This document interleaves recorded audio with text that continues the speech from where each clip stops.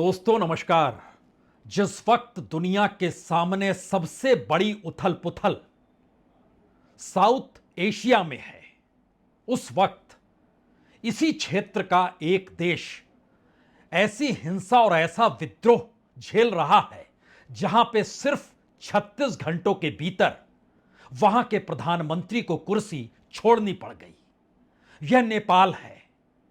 पहली बार छात्र, वह भी 14 से 28 बरस तक की उम्र के छात्र सड़क पर उतर कर आए। शुरुआती दौर में सिर्फ 8 से 10 हजार छात्र थे। शाम होते होते सड़कों पर सिर्फ और सिर्फ छात्रों का हुजूम था। 40 से 50 हजार युवा। हर की जुबां पे दो ही शब्द थे, मौजूदा वक्त की राजनीतिक सत्ता को लेकर गुस्सा और आक्रोश था और भ्रष्टाचार के खिलाफ लगते हुए नारे थे। टैक्सपेयर के पैसे से नेताओं की रईसी निशाने पर थी।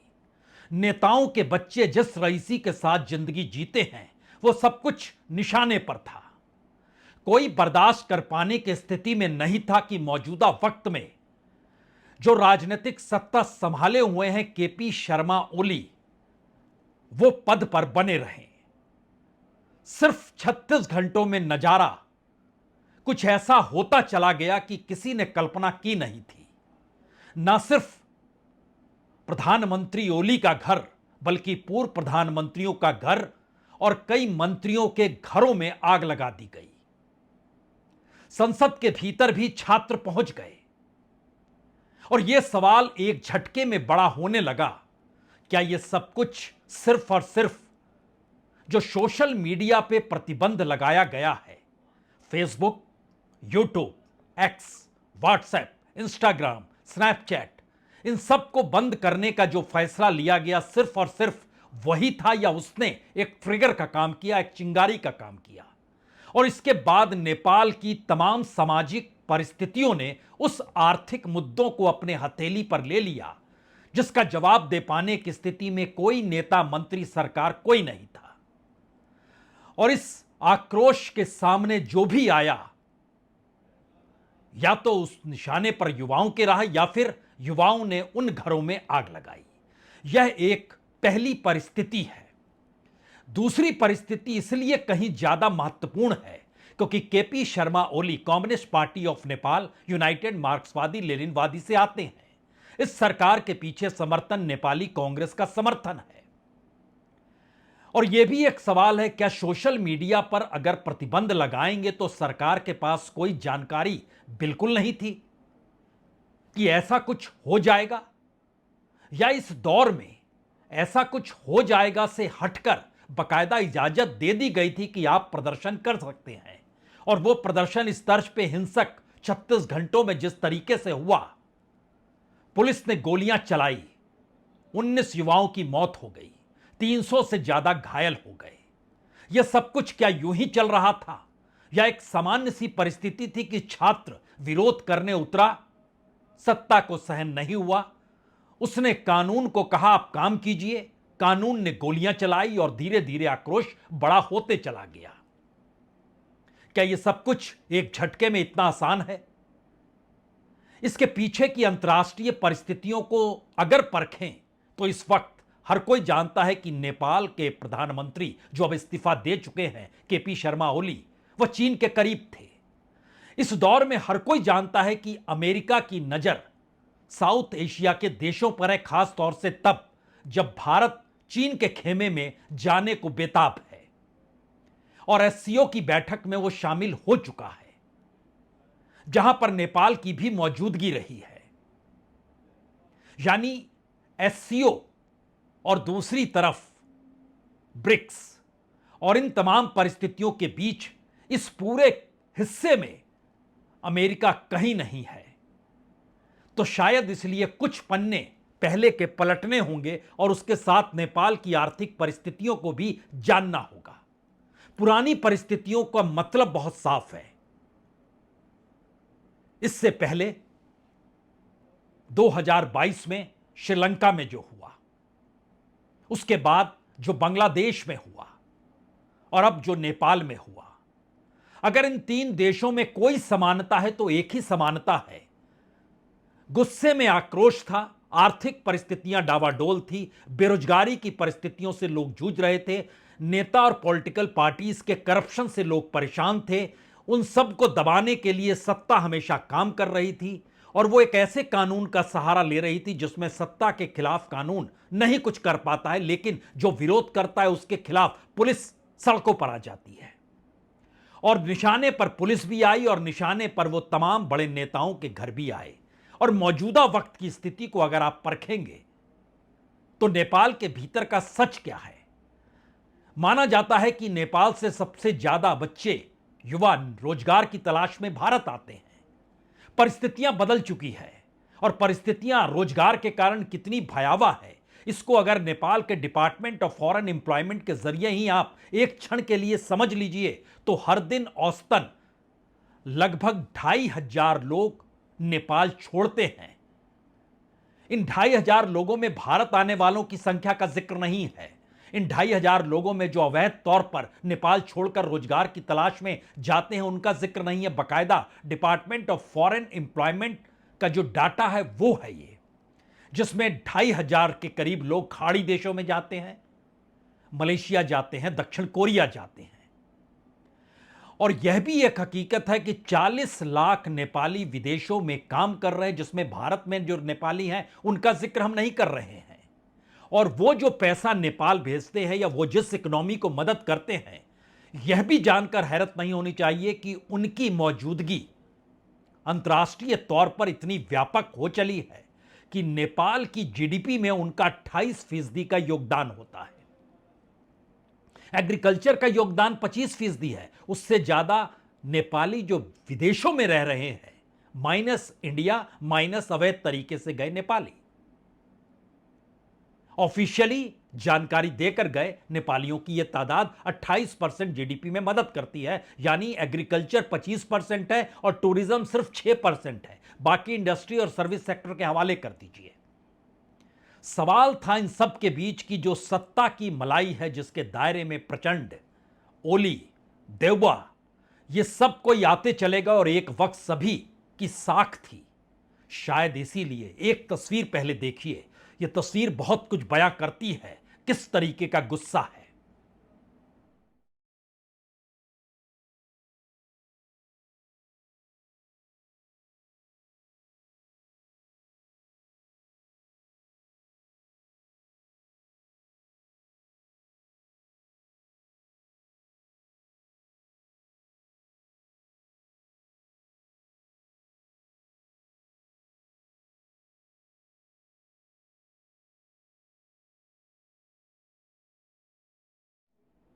इन नारों और इन चेहरों पर निशाना साधते हुए नेपाल का वह युवा जो बेरोजगार है, जिसे लगने लगा है कि भविष्य अंधकारमय है, क्या वो एक झटके में इस तरीके से जाग गया जहां उसने अपने देश की उस राजनीति को निशाने पर ले लिया और एक झटके में ही सत्ता पलट दी?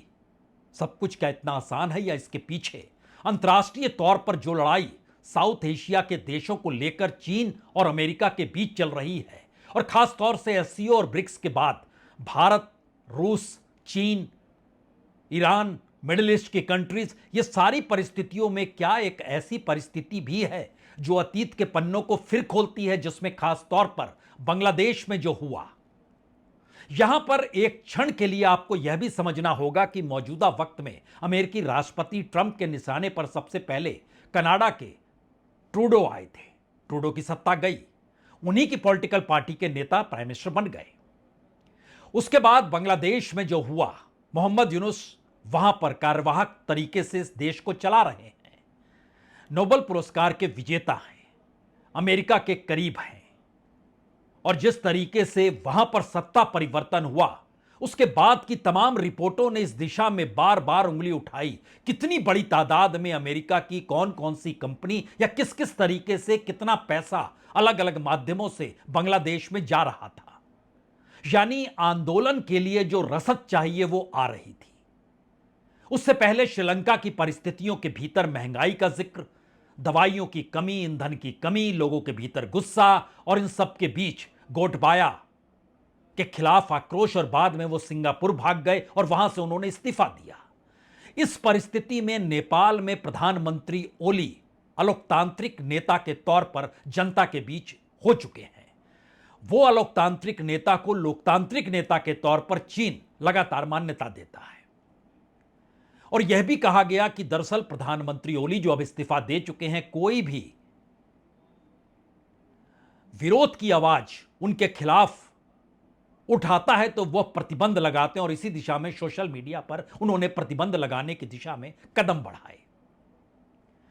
यानी जो सवाल थे उसमें कोर्ट के जरिए, यानी कोर्ट की आड़ में विरोध की आवाज को दबाने के लिए सोशल मीडिया को ही बैन करने की दिशा में मौजूदा नेपाल की सरकार जो बढ़ चुकी थी, उसने एक झटके में ट्रिगर का काम इसलिए किया क्योंकि कोर्ट ने तो यह नहीं कहा था कि आप सोशल मीडिया पे प्रतिबंध लगाइए, उसने तो कहा था कि सोशल मीडिया का रजिस्ट्रेशन होना चाहिए, निगरानी के लिए कानून बनना चाहिए।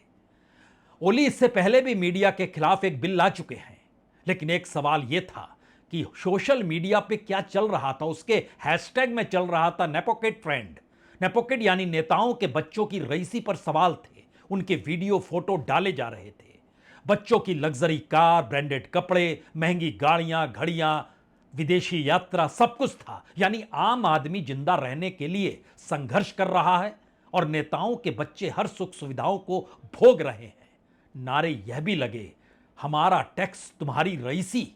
यानी भ्रष्टाचार इस रूप में बढ़ गया, सरकारी पैसे का दुरुपयोग इस तर्ज पे हो रहा है कि रिश्वतखोरी वहां पर खुलकर की जा रही है। और इन सब के बीच ट्रिगर सोशल मीडिया।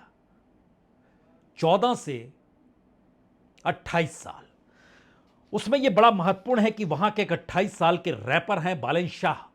उन्होंने एक्स पर यह डाला कि दरअसल उनकी उम्र 28 हो गई है, वह बुजुर्ग हो गए हैं उस लिहाज से जो बच्चे विरोध कर रहे हैं। लेकिन यह प्रदर्शन होगा तो इसमें कोई लीडर, कोई कार्यकर्ता, कोई पार्लियामेंट्री, कोई भी अपने अपने क्षेत्र के महारथी ना उतरे। ये उन युवाओं का विरोध है, यानी निजी फायदे के लिए कोई शामिल ना हो। और जिस तरीके से उनकी लोकप्रियता और जिस तरीके से उन्होंने लिखा, उसमें एक झटके में उस देश के भीतर लोगों के गुस्से को एक जगह दे डाली। और यह परिस्थिति धीरे धीरे बड़ी होती चली गई। अब सवाल उसके आगे का, जो नजारा नजर आने लगा उसमें प्रधानमंत्री ओली का घर जो भक्तापुर में है उसमें भी आग लगा दी गई।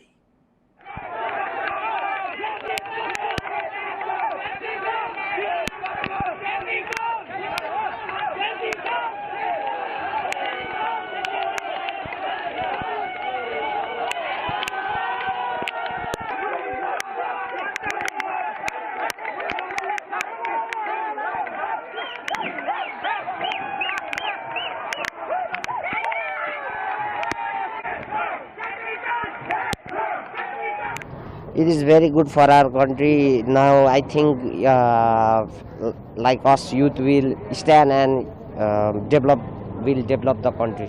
Yeah, we are very happy about that. It is very nice for our country. I think that develop our country.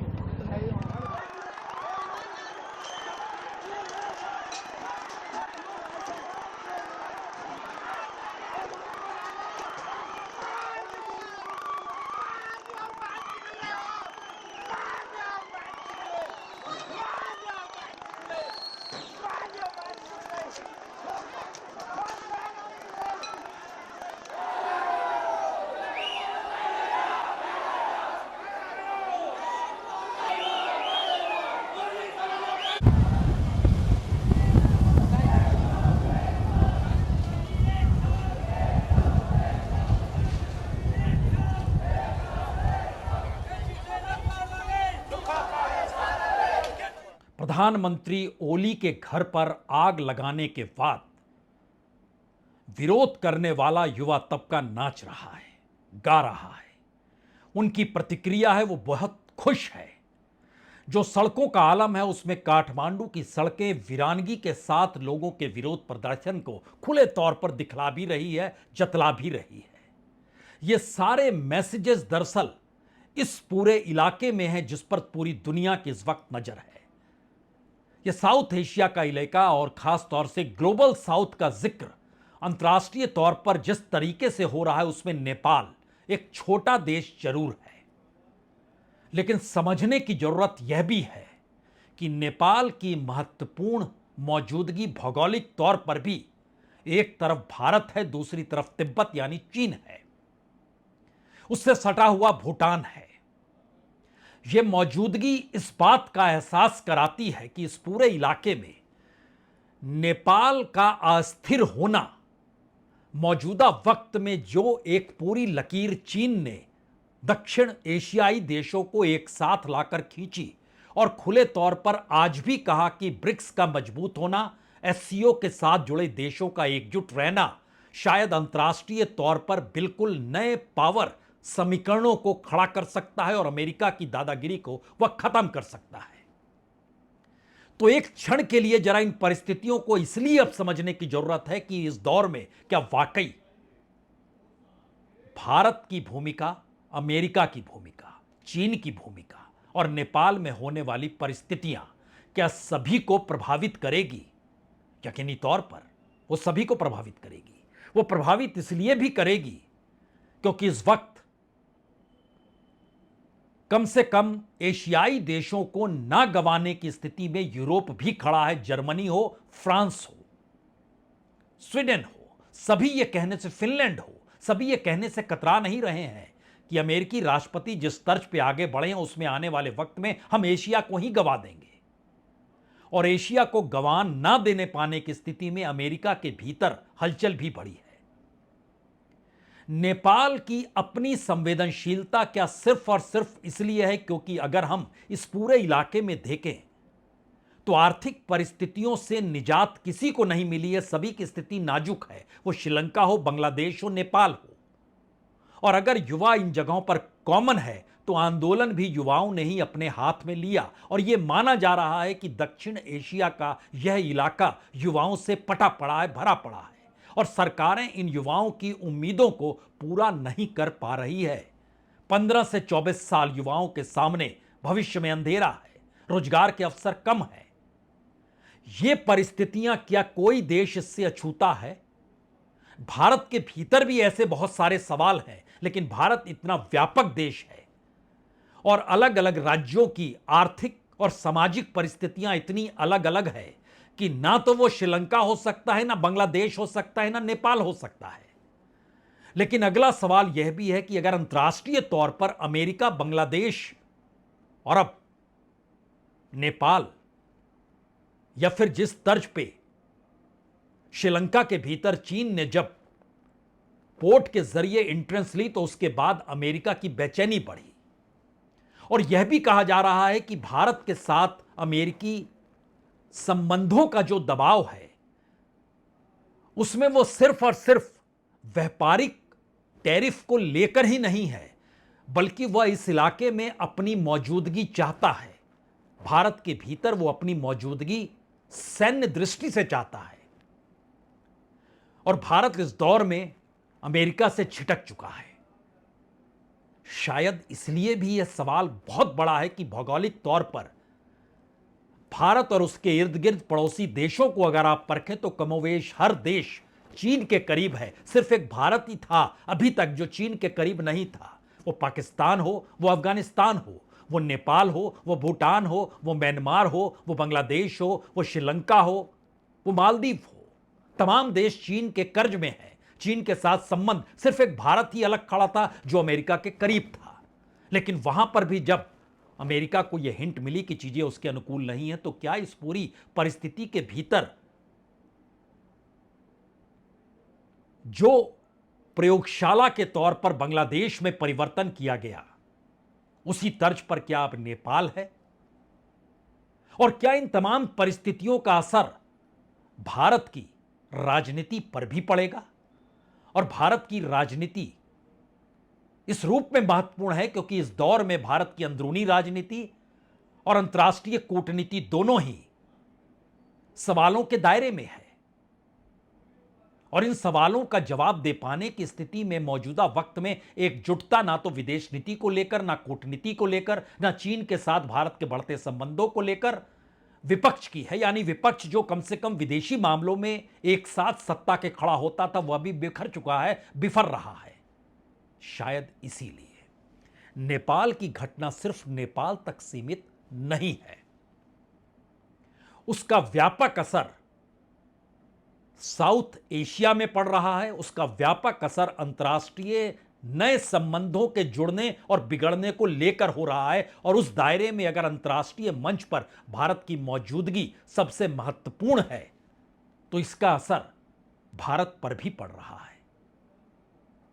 शायद इसीलिए इन 36 घंटों में जो कुछ हुआ नेपाल के भीतर, और आने वाले 36 घंटों में जो होने वाला है नेपाल के भीतर, वो अब सामाजिक आर्थिक नारों से हटकर राजनीति और राजनीति कूटनीति के आश्रय वहां के सत्ता परिवर्तन की दिशा में कौन सा शख्स वहां पर सत्ता संभालेगा, शायद इस दिशा में बढ़ते हुए कदम आपको आने वाले 36 घंटों में दिखाई दे जाएंगे।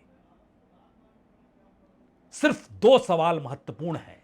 पहला सवाल यह, युवाओं के गुस्से के पीछे जो मजबूती के साथ ऑर्गेनाइज्ड वे में काम हो रहा था, वो कौन कर रहा है? और दूसरा, वो एक झटके में बात निकलकर 36 घंटे में ही कैसे एक के बाद एक मंत्री के इस्तीफा देने के बाद होते होते प्रधानमंत्री के इस्तीफा देने तक पहुंच जाती है। यह दरअसल सिर्फ और सिर्फ अचानक नहीं है, और अगर अचानक है तो उसके पीछे सिर्फ युवाओं का जो पूरा अंदेशा नजर आ रहा है, सिर्फ उतना भर नहीं है, और असर व्यापक होगा। बहुत बहुत शुक्रिया, बहुत बहुत शुक्रिया।